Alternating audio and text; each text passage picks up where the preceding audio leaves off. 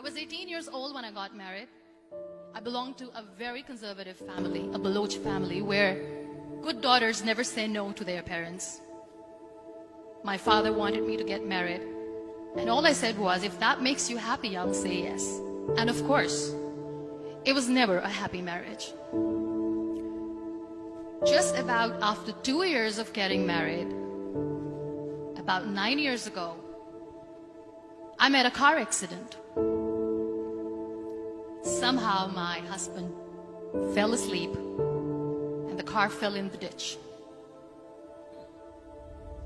He managed to jump out, saved himself. I'm happy for him. But I stayed inside the car and I sustained a lot of injuries. The list is a bit long. Radius ulna of my right arm were fractured. The wrist was fractured. Shoulder bone and collarbone were fractured. My whole rib cage got fractured. But that injury that changed me and my life completely was the spine injury. Many people came to rescue. They gave me CPR. They dragged me out of the car. And while they were dragging me out, I got the complete transection of my spinal cord. Those 2.5 months in the hospital were dreadful. I was at the verge of despair.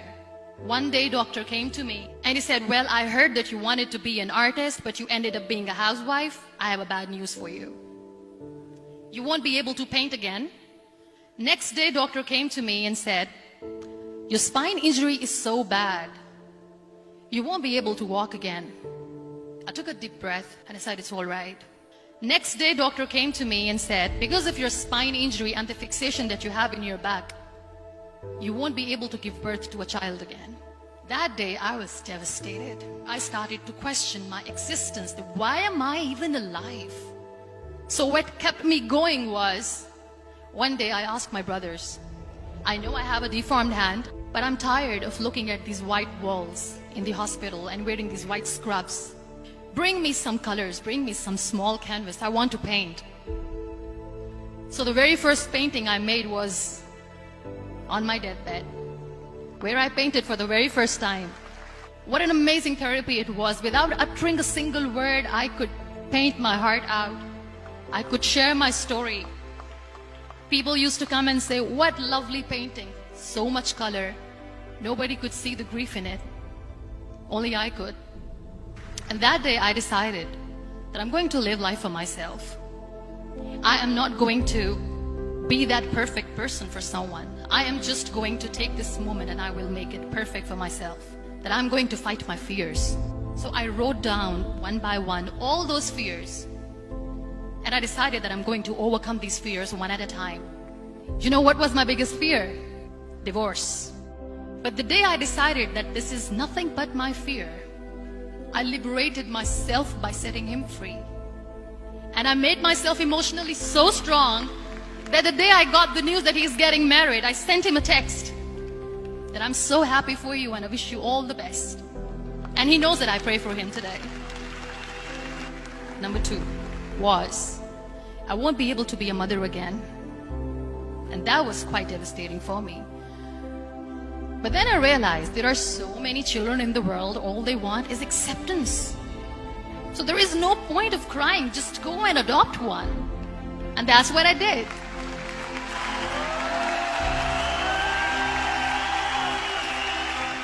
I gave my name in different organizations, different orphanages, and I waited patiently.